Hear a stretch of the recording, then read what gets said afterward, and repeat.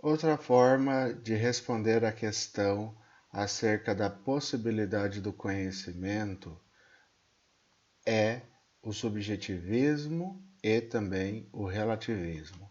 Aqui eu tratarei ambos conjuntamente porque eles têm um ponto em comum. Qual seja o que é este ponto em comum existente tanto para o subjetivismo quanto para o relativismo? O ponto em comum é o seguinte: essas teorias acreditam que há a verdade, ou seja, existe a verdade, mas tanto o subjetivismo quanto o relativismo, eles vão limitar a sua validade, ou seja, há uma verdade, mas ela não é absoluta. Há uma verdade, mas ela não é universal. Ou ela está limitada ao indivíduo, ou ela está limitada ao contexto. Então vamos lá. Subjetivismo. Ele acredita que a verdade está limitada a o sujeito que conhece, ao indivíduo que se propõe a descobrir, a conhecer, a se interessar pelo estudo de um determinado objeto.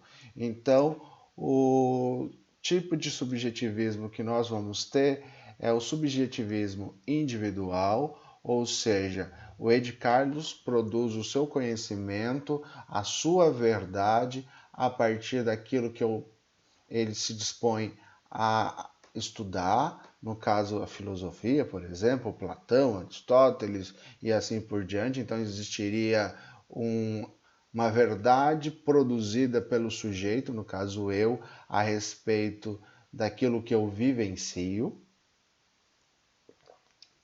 E também existe o subjetivismo que nós chamaríamos de subjetivismo genérico, né? Pegando aí a mesma esteira da filosofia, vários comentadores definem uma forma de interpretar o pensamento platônico, uma forma de interpretar o pensamento aristotélico, criando então, portanto, uma doutrina de como os estudantes de filosofia desses dois pensadores têm que enxergar o pensamento, têm que acreditar no pensamento, na verdade produzida segundo Platão, que na verdade não foi produzida por Platão, mas sim pelos seus comentadores.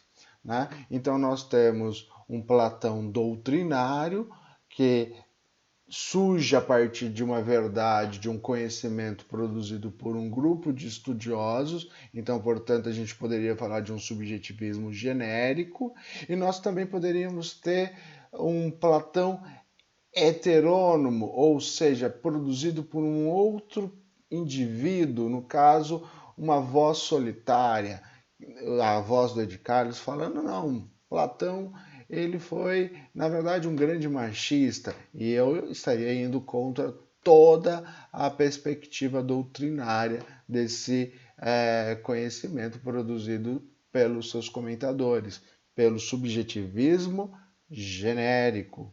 Tá? E vamos lá agora ao relativismo. No relativismo, toda verdade ela vai ser relativa, mas não mais ao sujeito, não mais ao indivíduo ou a um grupo de indivíduos. A verdade ela é relativa em relação ao contexto externo, ou seja, fora do sujeito. Né?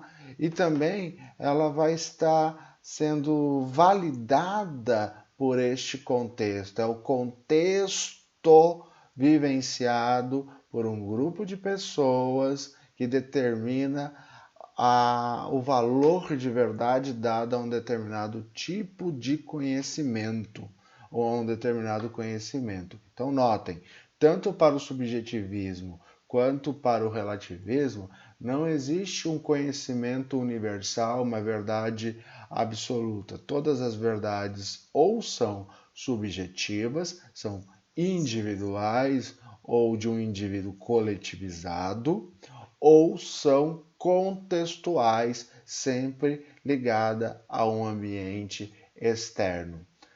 Esse ambiente externo ele pode ser ambiental, ou seja, um ambiente natural, o que vale num determinado ambiente, por exemplo, planeta Terra, não valeria em outro ambiente, por exemplo, o planeta Marte, né? Ou também geográfico, né? Pensa, por exemplo, que a forma de vida, a forma natural de vida dos índios são uma, a forma natural de vida dos homens brancos e mulheres brancas, europeus ou não, é outra. Então, para cada ambiente existiria uma verdade contextualizada, relativizada. Então, nós nunca poderíamos falar em um conhecimento universal ou uma verdade universalizada. E também nós poderíamos traçar um relativismo não mais ambiental, não mais preso a um determinado contexto natural ou geográfico, mas sim a um contexto histórico, cultural ou epocal.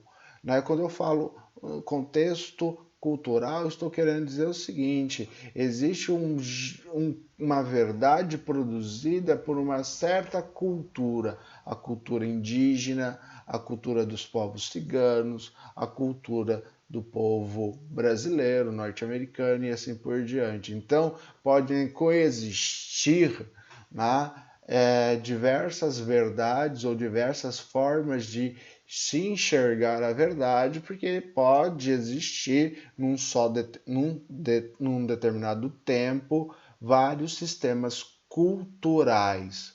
Ou eu posso estar falando de uma verdade válida para um determinado tempo, ou seja, para uma determinada época.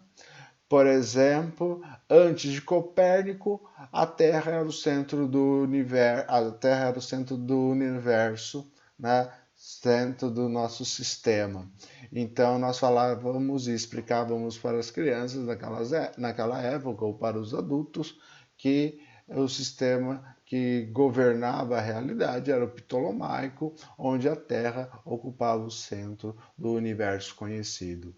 Pós-Copérnico, muda-se a visão, né, e passa-se a adotar o heliocentrismo como teoria explicativa do sistema planetário e solar, explicando os movimentos dos corpos celestiais e assim por diante. Então, o conhecimento mudaria de acordo com a cultura ou de acordo com o tempo histórico, de acordo com a época. Essa é a perspectiva do relativismo. Qual que é o problema existente no relativismo e no subjetivismo?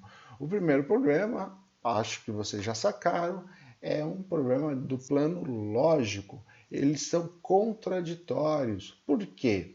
Porque ao mesmo tempo em que eles afirmam que não existe verdade absoluta, a verdade está presa ao sujeito que a produz, o sujeito cognoscente, ou está presa ao contexto em que os sujeitos vivem, né? Seja um contexto natural ou um contexto histórico, eles afirmam isto como sendo de fato absoluto.